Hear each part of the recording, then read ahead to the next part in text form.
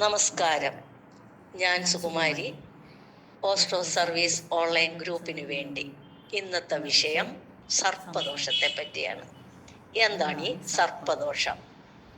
അതായത് സർപ്പക്കാവ് വെട്ടിത്തെളിക്കുക, മുട്ട നശിപ്പിക്കുക, സർപ്പക്കാവ് അശുദ്ധമാക്കുക, സർപ്പങ്ങളെ കൊല്ലുക, വാസസ്ഥലത്തിന് നാശം വരുത്തുക, മുറിവേൽപ്പിക്കുക, പാരമ്പര്യമായി ആരാധിച്ചു വരുന്ന നാഗബിംബങ്ങൾ നശിപ്പിക്കുക, ആരാധന മുടക്കുക എന്നീ കാരണങ്ങളാൽ ജന്മാന്തരങ്ങൾ കൊണ്ട് അനുഭവിച്ചാലും തീരാത്ത പ്രയാസങ്ങൾ നാഗ കോപം കൊണ്ട് ഉണ്ടാകും എന്നാണ് വിശ്വാസ പ്രമാണം.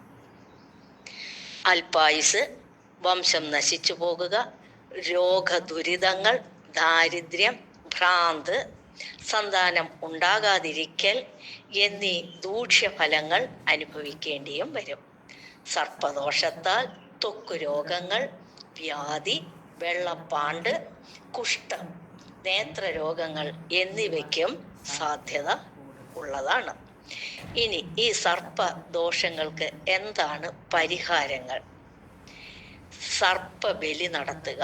സർപ്പക്ഷേത്രങ്ങളിൽ സർപ്പബലി, 100 പാലും നടത്തുക. സർപ്പ നടയ്ക്കൽ, ഉപ്പ്, മഞ്ഞൾ, സർപ്പ വിഗ്രഹങ്ങൾ, ദുരിതത്തിന്റെ കാഠിന്യമനുസരിച്ച് എണ്ണത്തിൽ വ്യത്യാസം വരാം, പുറ്റ്, മുട്ട എന്നിവ നടയിൽ സമർപ്പിച്ച് പ്രാർത്ഥിക്കാവുന്നതാണ്. പാൽ, ഇളനീർ, എണ്ണ എന്നിവ കൊണ്ട് അഭിഷേകം നടത്താം.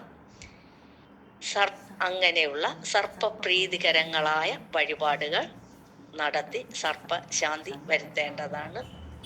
സൽപുത്ര സന്താനത്തിനും ജനനത്തിനും രോഗശാന്തിക്കും സർപ്പപൂജകൾ ഉത്തമമാണ്. 100 പാലും കൊണ്ട് സർപ്പബലി നടത്തിയും നാഗപ്രീതി വരുത്താവുന്നതാണ്.